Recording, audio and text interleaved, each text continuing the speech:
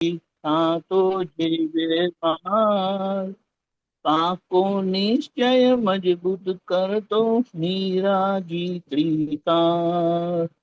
शुद्धात्मा ने निकटवर्ती था तो जीवे वा, पाको निश्चय मजबूत कर तो निरागी त्रिकाल। શુદ્ધાત્મા જોવા છે એવો દ્રઢ નિશ્ચય મન ધરવો, વિતરાગોએ માણ્યો છે તે મારે પણ અનુભવ, વિતરાગોએ માણ્યો છે તે મારે પણ અનુભવ. જય સચ્ચિદાનંદ.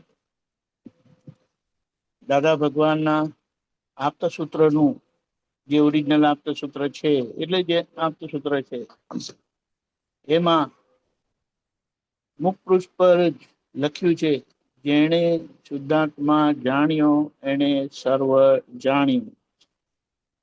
જેમ શ્રીમદ રાજચંદ્રજીએ કીધું, અને આ શ્રીમદ રાજચંદ્રજીએ કીધું શુદ્ધાત્મા જાણ્યું અને સર્વ જાણ્યું. અને દાદા ભગવાને કીધું, જેને શુદ્ધાત્માની ચાવી મળી ગઈ તેને બીજા કોઈ સૂત્ર વાંચવાની જરૂર નથી. એ આપણે વિગતવાર એક્ઝેક્ટલી જોઈશું, પણ આવું સૂત્ર છે.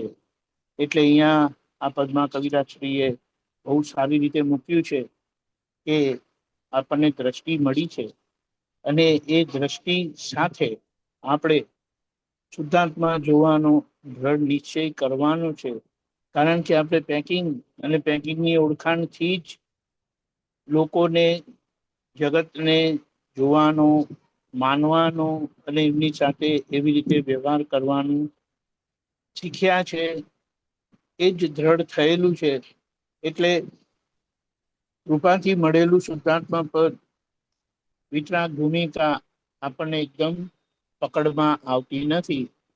એટલે દાદાએ આવું કીધું, નક્કી રાખો કે મારે બધામાં શુદ્ધાત્મા જોવા છે, તો ધીમે ધીમે શુદ્ધાત્મા જોવા છે. અને શરૂઆતમાં તો એમ કહેતા હતા કે દાદા જ્ઞાન આપે ને, જે કારણ કે ત્યારે 2-4 જણાને જ જ્ઞાનની કૃપા થતી હતી, કારણ કે એટલા બધા આવતા પણ નહોતા.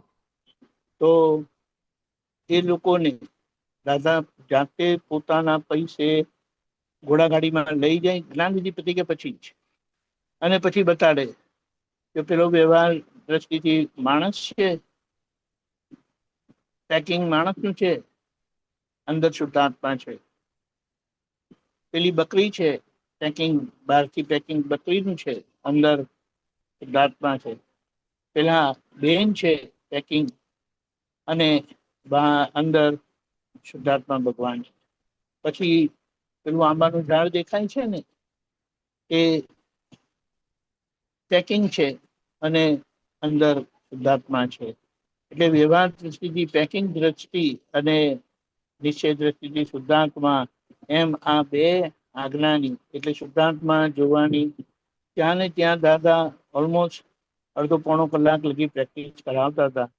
અને દાદાની ઉપસ્થિતિ, હાજરી, અને દાદા જ સમજાવે અને કે એ લોકોને એટલું પાકું થઈ જતું હતું કે વાત ના પૂછો.